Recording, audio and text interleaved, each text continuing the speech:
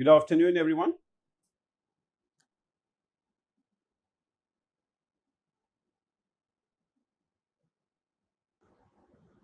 So, welcome to our webinar, which is actually focused on Solidarity Levy that has been introduced a couple of years back, but the subsequent changes announced in the budget speech and also in the parliament debates raised a number of questions and concerns around the computation. Thank you to you all who have joined this webinar. I'm here today with Nisa, my colleague in Corpus Tax, and we will today go through the various changes that have been made, that will be made to the legislation. And I will hand over to Nisa, who would actually go through the first section of this webinar, which is around the existing rules on Solidarity Levy.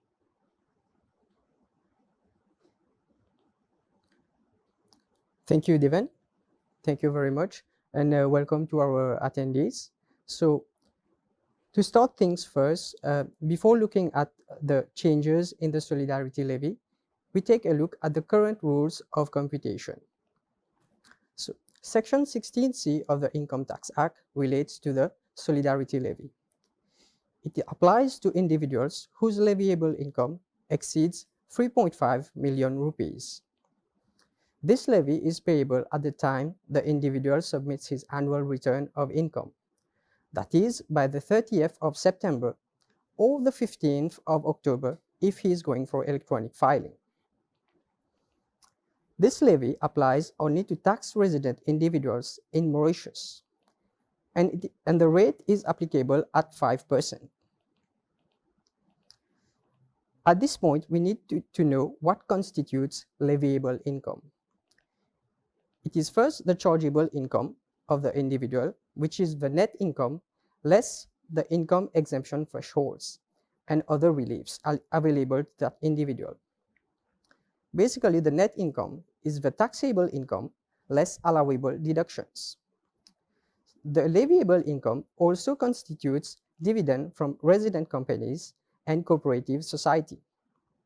It is the share of dividend of the individual in a resident society or succession. The dividends must be distributed among the associate or heirs.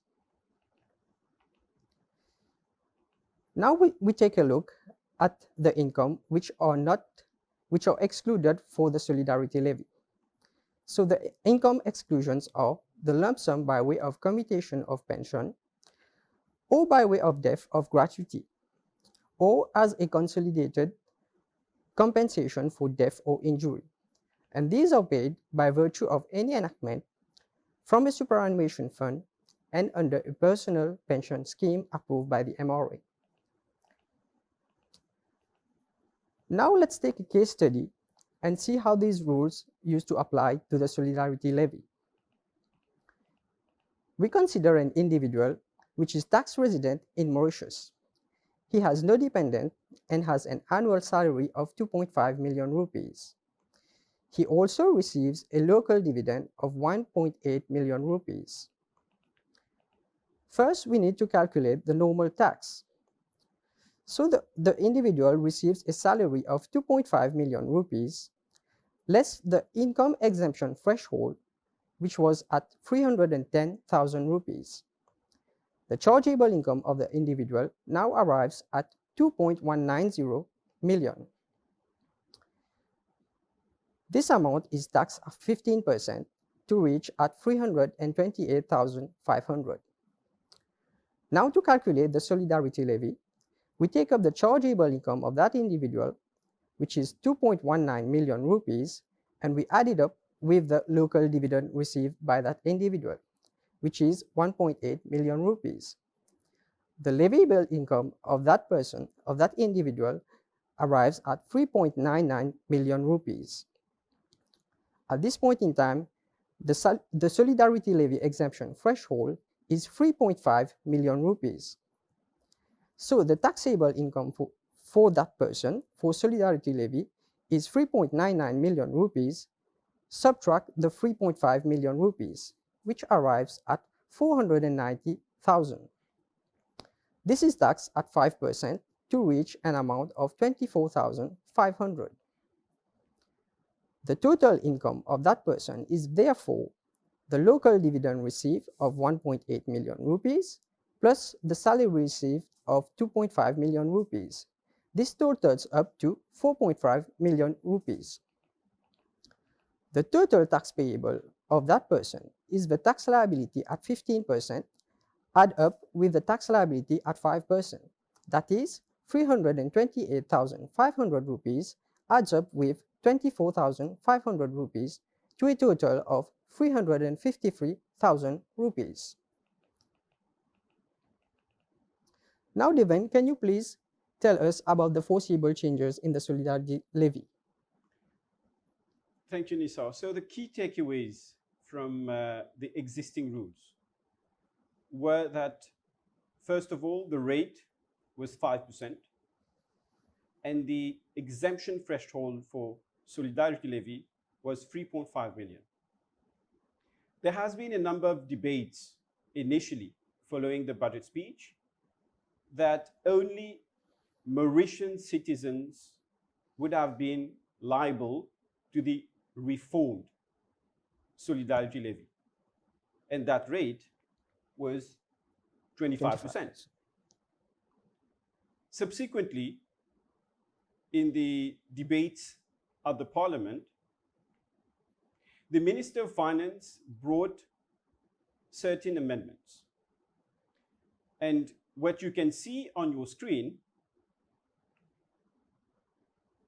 is actually an extract of the handset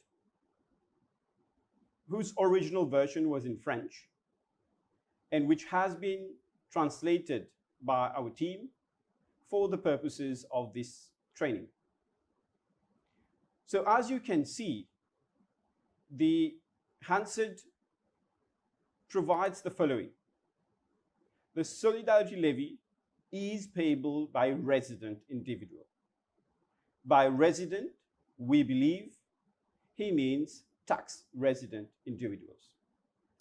So that would include both Mauritians and also foreigners who have satisfied the tax residency requirements. These would be usually the number of days spent in Mauritius or whether the permanent place of abode of that person is actually in Mauritius. The threshold also has changed. The threshold has been reduced from 3.5 million to 3 million. And what has been mentioned in by the Minister of Finance and actually confirmed also from his budget speech is that going forward, the Solidarity Levy will actually be collected by way of withholding. What he means by withholding and mentioned in his budget speech was actually it will be withheld by way of the PUI mechanism. So there has been also an important change in terms of the rate initially announced. In the budget speech, he mentioned 25%. Then subsequently, that rate is being capped at 10% of net income plus dividends. A new term has been introduced, and that's total income. And by total income, he means net income plus dividends. What has been put forward also by the Minister of Finance is that no one in Mauritius, no person in Mauritius would be paying more than 25% of his total revenue, whatever be his revenue threshold. So these are what has been announced by the Minister of Finance in the parliamentary debates. we are still to wait for the Finance Bill and also be firmed up by the Finance Act once the bill is promulgated. So now we will move on to understand what those changes would be and also provide you with a few case studies on how we believe the computation will work. I would pass on this out to you. Thank you, Devan. So, as Devan mentioned, there has been changes to the Solidarity Levy. Now we'll take a look at the new Section 16C of the Income Tax Act, which relates to the Solidarity Levy. So now individuals whose leviable income will exceed 3 million rupees will be subject to the Solidarity Levy. This levy will now be payable on a monthly basis under the PAYE mechanism, that is the pay-as-you-earn mechanism. This levy will still be applicable to tax-resident individuals, and the new rate is 25% of the leviable income. What has also been introduced is the Solidarity Levy Cap.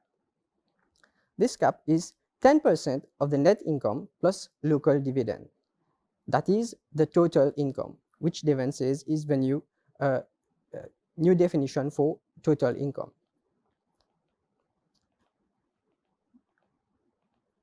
We shall take a look now at the new definitions introduced. As for the leviable income, the definition will remain the same, that is the chargeable income plus dividend from resident companies and cooperative society.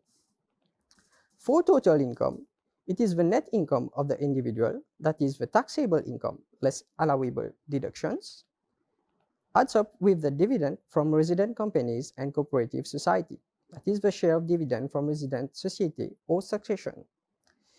The dividends should have been distributed among the associate or heirs. We shall also take a look at the income exclusions for the Solidarity Levy. These are the lump sum by way of commutation of pension or by way of death gratuity or as consolidated compensation for death or injury, and paid by virtue of any enactment or from a superannuation fund and under a personal pension scheme approved by the MRA. These remain the same for income exclusions. Now we shall take a case study and see how the new Solidarity Levy applies. In this case study, the figures that we took for the first case study will remain the same. That is, the individual will be tax resident in Mauritius, will have no dependent, and will have an annual salary of 2.5 million rupees and receive local dividend of 1.8 million rupees. Again, we calculate the normal tax for that individual. We take up the salary of the individual and we minus the income exemption threshold, which has been increased from 310,000 to 325,000 rupees. Now the chargeable income is 2.175 million rupees. This is taxed at 15%, so we reach an amount of 326,250 rupees. We also need to calculate the Solidarity Levy. Under this calculation, we take up the chargeable income of that individual of 2.175 million rupees and we add it up with the local dividend received of 1.8 million rupees. So the leviable income of that person reaches 3.975 million rupees. At this point, the Solidarity exemption threshold is now at 3 million rupees instead of 3.5 million rupees earlier.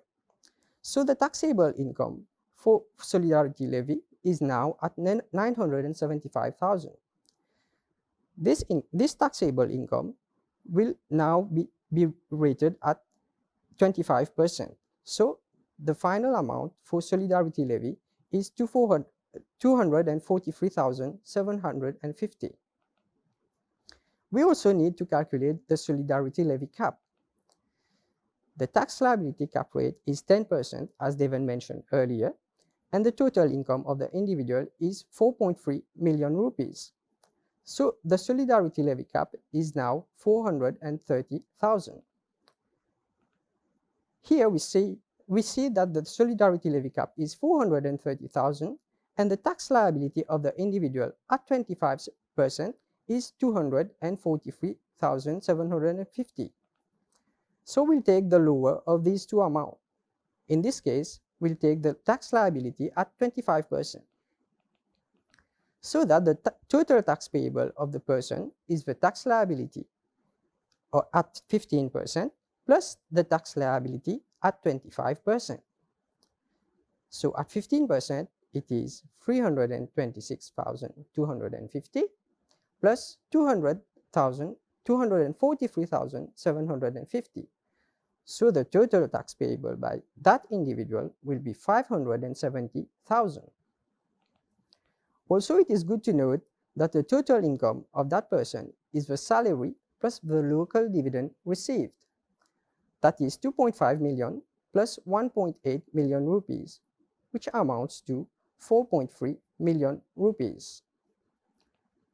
Finally, we can see that the effective tax rate is 13.3%, which shows an increase of about 8% as compared to the previous case scenario.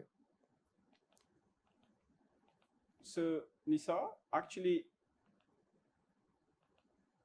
the important things to note here is that in order to arrive now at the Solidarity Levy computation, there are three important steps to go through. First is to always start with computing the normal tax. And in our previous example, that normal tax is currently at 15%.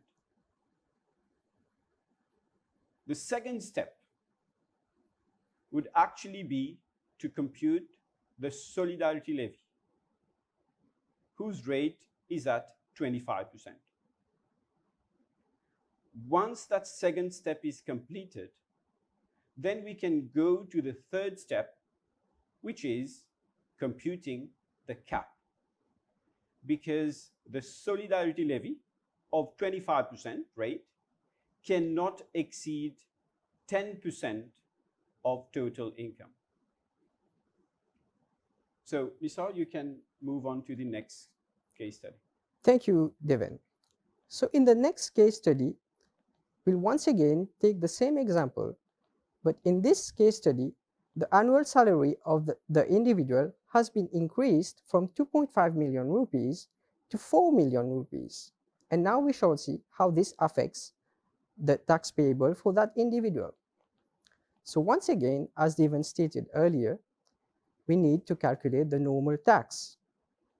So the salary of the person is 4 million rupees, and we less the income exemption threshold, which is 325,000 rupees.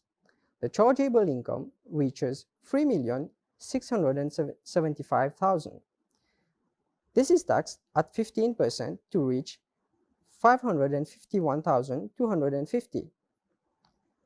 Now we have calculated the normal tax, we need to move on to calculate the Solidarity Levy. To calculate the Solidarity Levy, once again, we take the chargeable income for that individual, which is 3.65 million rupees. We add it up with the local dividend of 1.8 million rupees to arrive at a leviable income of 5.475 million rupees. Once again, we consider the new exemption threshold for Solidarity Levy, which is 3 million rupees, so that the taxable income for the Solidarity Levy is 2.475 million rupees. This amount is taxed at 25% to reach 618,750. Now the third part, for computing the Solidarity Levy, we need to calculate the Solidarity Levy Cap. The cap rate is at 10% and the total income for that individual is 5.8 million. So the Solidarity Levy Cap is 10% of 5.8 million, which is 580,000 rupees.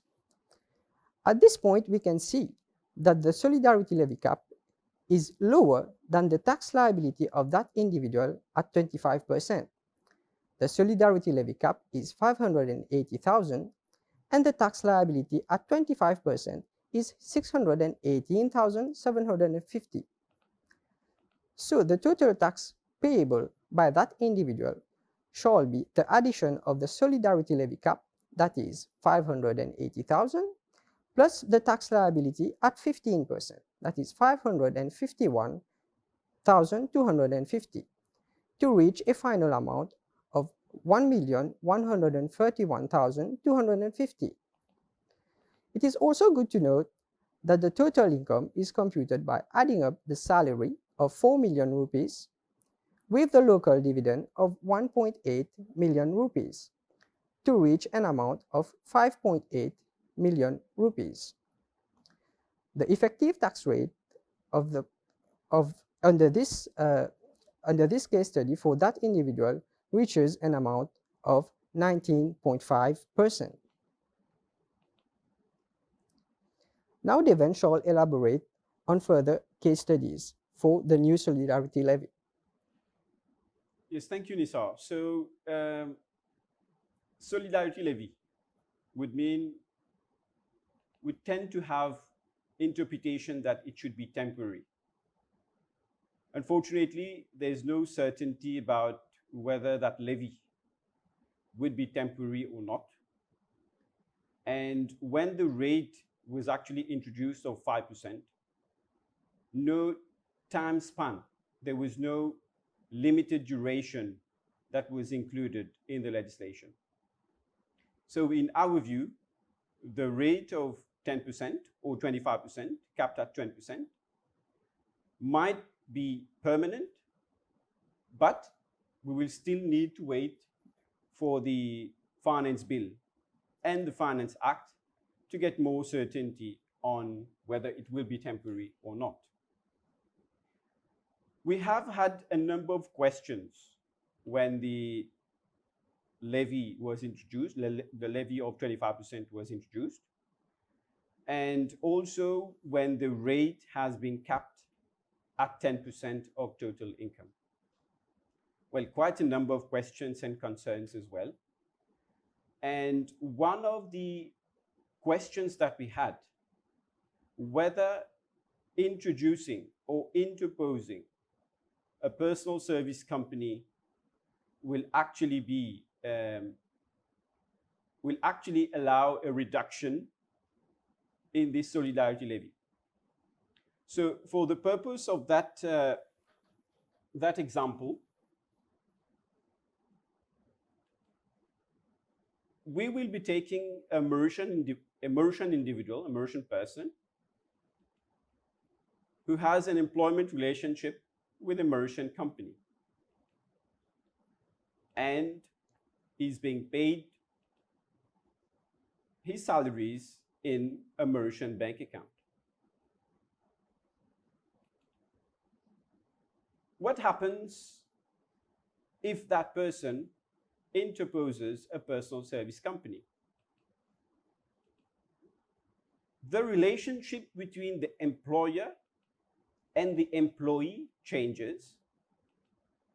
That becomes actually a relationship between a consultant and a company. As you can see on your screen, is now that individual, that person, is now a shareholder of his personal service company. And that personal service company has a contract, a consultancy agreement with his ex-employer. So that company, the employer, ex-employer, would be paying fees to the personal service company, and the personal service company would be paying salaries and dividends to the shareholder, who was previously an employee. So now, that person actually has two types of streams of income. One is salary, because his personal service company is now employing him with a contract of employment. And as a shareholder, he's being remunerated by way of dividends.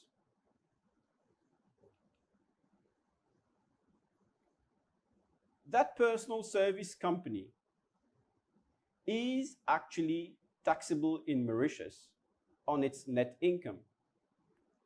As we have seen previously, net income is the difference between taxable income and allowable deduction.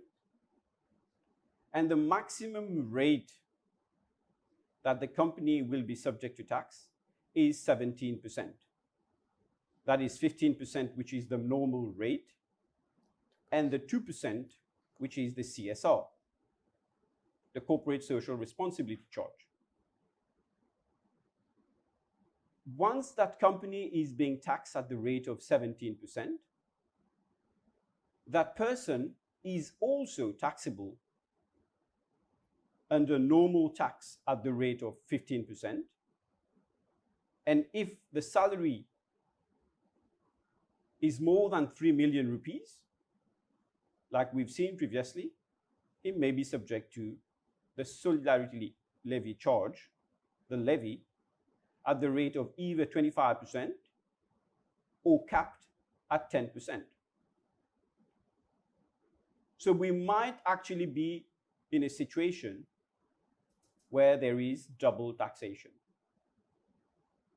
We have done simulations, and in our view, introducing a PSC, that is a personal service company, might actually increase the overall effective tax rate. That is, of course, subject to conditions and subject to how that PSC is being taxed. What deductions are there available, and whether that company is being taxed at 15% or other rates that the law provides. The other downside of a PSC is actually it may fall foul of the anti-avoidance provision under Section 90. That is, the Revenue Authority might state that the person who was previously employed now has restructured his affairs by interposing a PSC for the sole purpose of deferring or avoiding his tax liability. So what could happen in this case? The MRA might completely disregard the PSC and might treat the consultancy as employment, as remuneration to the employee, who is now a shareholder. The other weakness or difficulty of a PSC is under Section 75 of the Income Tax Act, which provides that all transactions between related parties should be conducted at arm's length.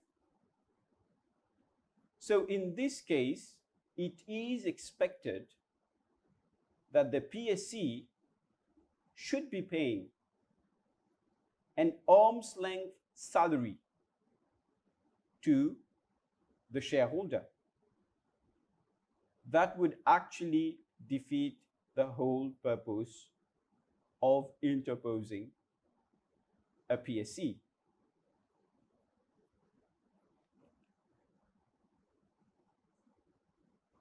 The case of Penny versus Hooper. Actually, the surgeons wanted to take benefit of the tax arbitrage. That is the difference between the corporate tax rate and their personal tax rates. So what happened in this case is that the surgeons transfer their business to a company whose shares were held by their family trust. In so doing, they have reduced their salaries, increased their dividend, so that they are able to take benefit of that tax arbitrage.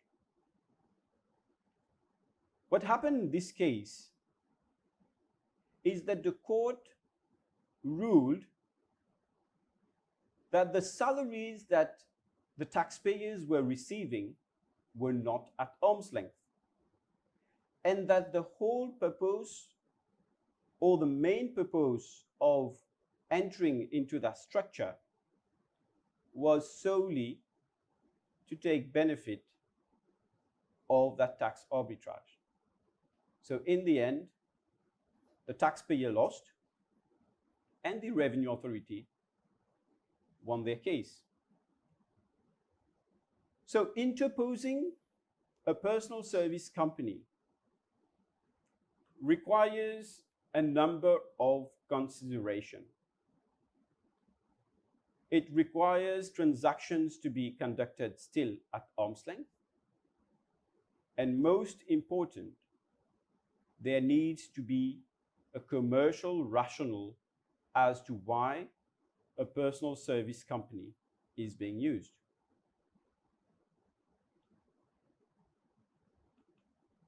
We move on to the next case study, which deals with foreign source income. This is actually a question that we've got quite a number of times, whereby whether solidarity levy is imposed on foreign source income.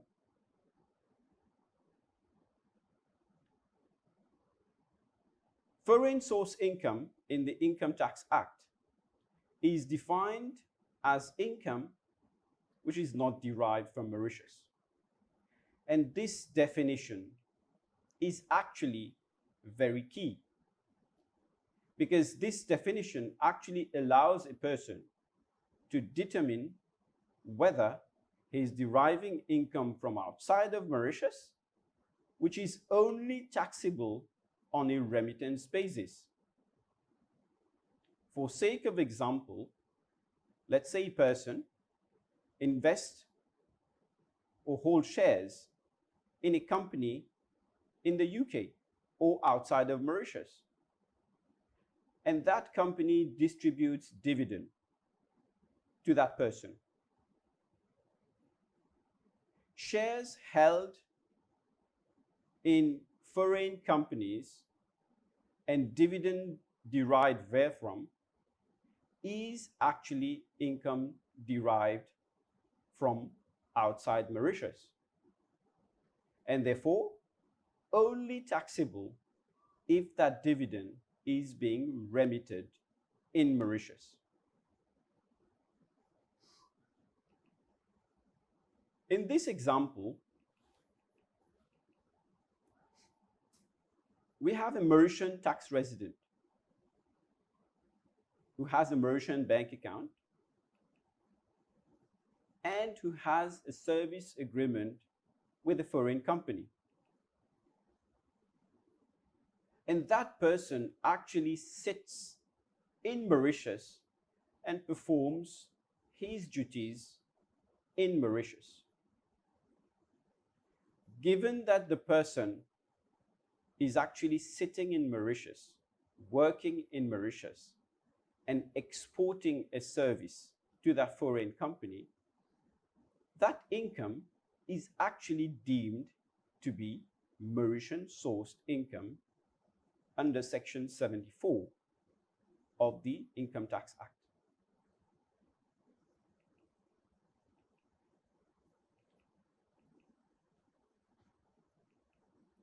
That person then decides to open a bank account outside of Mauritius.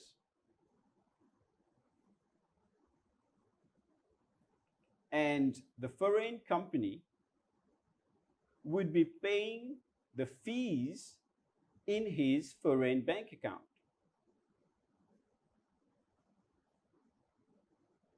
The question is then whether that income can be deemed to be foreign source income or income derived from outside Mauritius, therefore falling outside the tax net and not subject to the Solidarity Levy.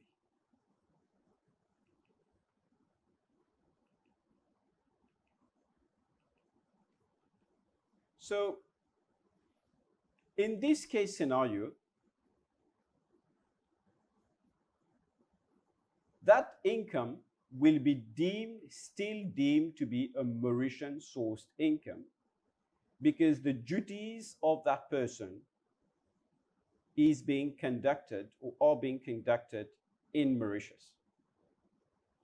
Therefore, whether that income is remitted or not in Mauritius will be subject to normal tax at the rate of 15% and will also fall within the scope of the levy.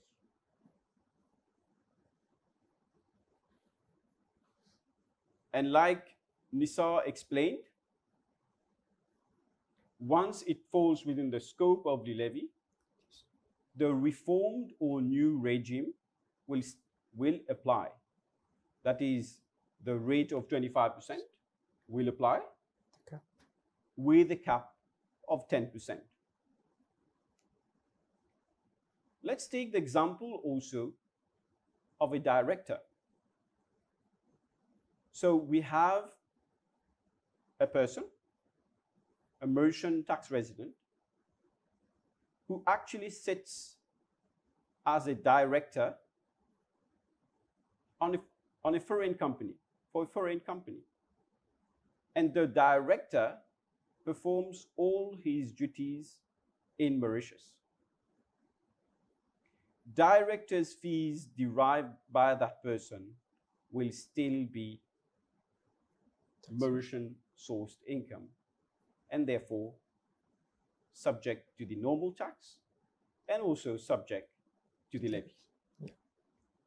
Another example would be a Mauritian individual who has a property outside of Mauritius, a real estate property, a house. And from that house, that person is getting rental income.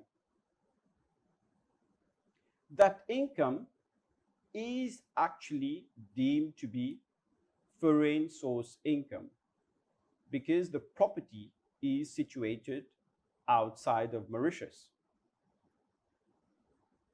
That person is only taxable on that rental income if that rental income is remitted in Mauritius. Of course, we should be looking at treaty provisions, whether Mauritius has the right, has the taxing rights for such foreign source income. So there has been, Nisar, quite substantial amendments to the Solidarity Levy. And with the rate now increasing to 25%, yes, with a cap of 10%, those questions, those concerns are actually valid concerns. There are a number of gray areas that we would still need to be addressed by the Finance Bill and subsequently by the Finance Act. For example, whether the new rate of 25% would be limited in duration. That's one. Secondly, whether the scope of the levy would be on total income, whether they will define total income. and also in regards to distributable income, income distributed. So these gray areas, we hope, will be addressed in the finance bill. Now, ladies and gentlemen, if there are any questions, we will be pleased to address your questions and concerns. And so we will be looking at, Nisa, we will be looking, do you have any questions? None from my side.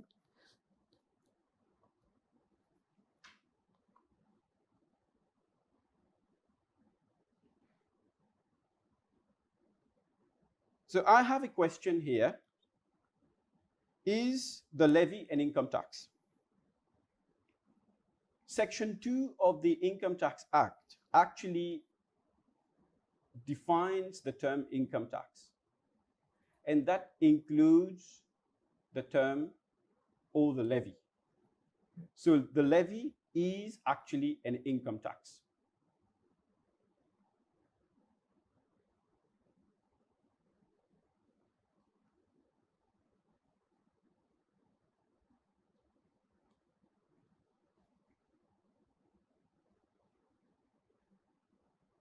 So ladies and gentlemen, if you have any questions arising from what we've explained, we will be pleased to address those offline. It has been a pleasure to have you on this webinar. Thank you for your participation. We have also further courses rolling up by end of July, and we hope to see you. When the Finance Bill and the Finance Act subsequently will be promulgated, we will actually have another webinar to give more certainty, hopefully give more certainty on how the Solidarity Levy will be computed.